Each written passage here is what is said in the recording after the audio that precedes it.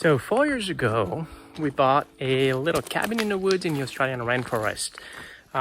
We wanted to live the Offgrid lifestyle. We had dreams of simple life, dreams of raising our children in the forest. Well, at the time, just one child, and then we had another one since. 4 years later, not so sure about it anymore.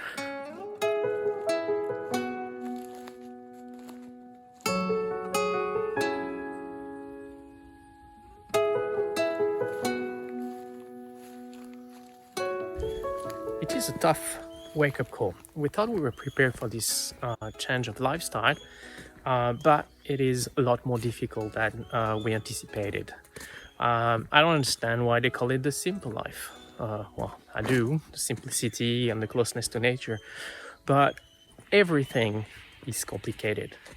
Everything takes time, effort, knowledge that you don't have, and it is difficult to make that transition when you haven't grown up in a sort of environment. There is always something breaking, tools to fix, grass growing, trees out of control, land maintenance take a lot of time.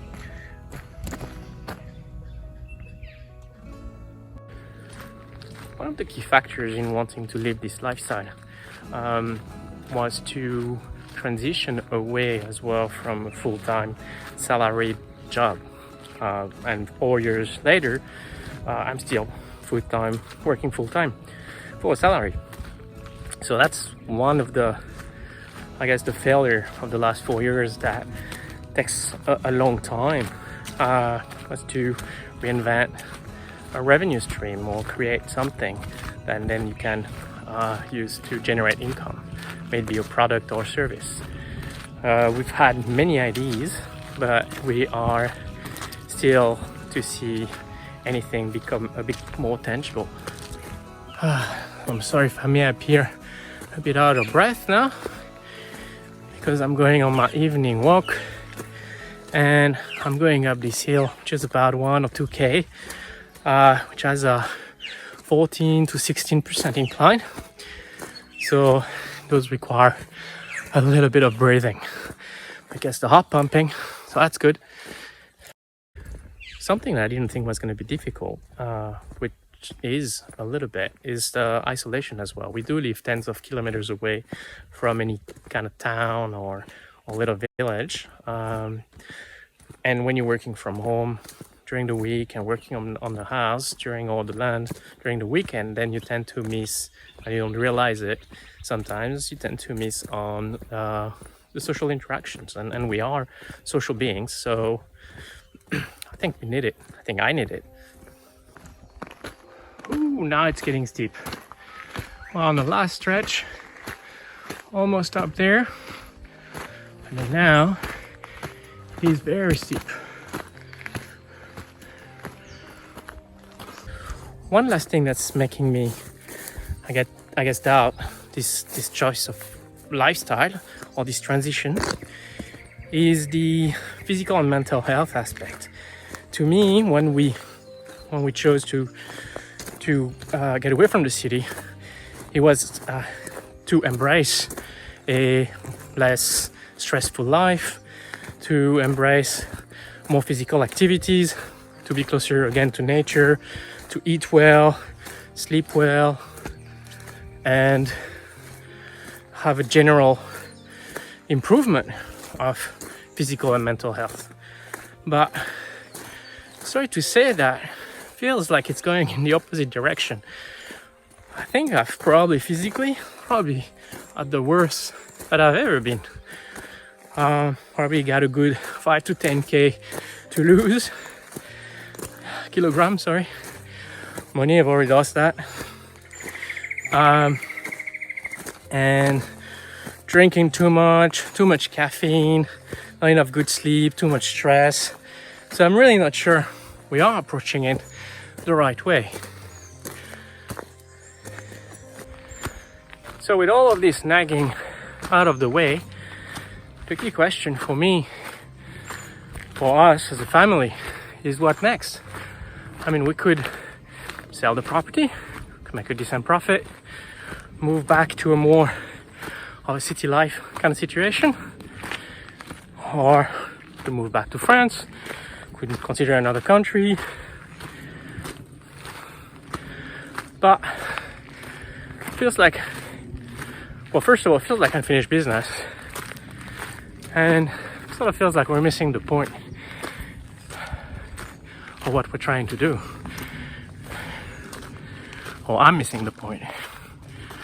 As I'm progressing through this hill, I think I'm gonna time the nagging on the way up, and maybe we cover some of the positive points on the way down. Seems appropriate. I'm almost there. Before I get there, I just want to show you this beautiful view that we get from here. It's been raining non-stop for a couple of weeks, so it is much appreciated when I can see that happening again. Here you go. Beautiful view of the northern rivers in Thailand.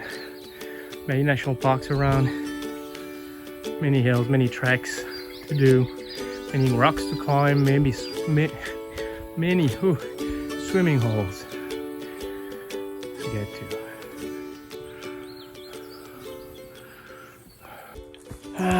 Finally coming down. Whew, it's a little bit easier now. So like I was saying, what next then for us? Well, there's something about this place that I can't really put my finger on, but tells me that we haven't finished business. Tells me that we should stick to it for a little bit more.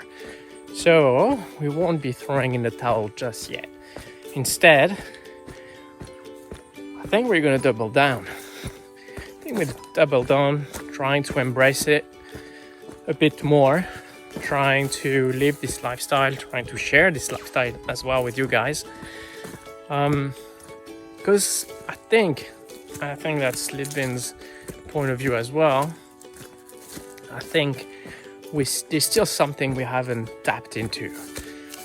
I'm not sure we really embraced this lifestyle fully yet.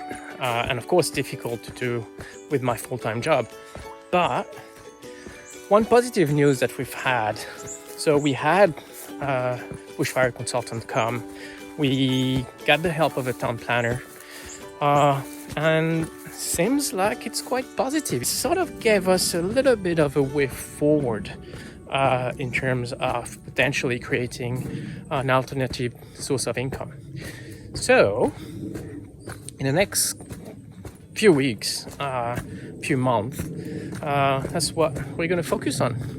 Trying to progress a little project that at the moment don't want to share too much, but what it looks like is a setup of a bit of a primitive campground, and we've been working on this particular site in our parcel. So we've been cleaning up this area.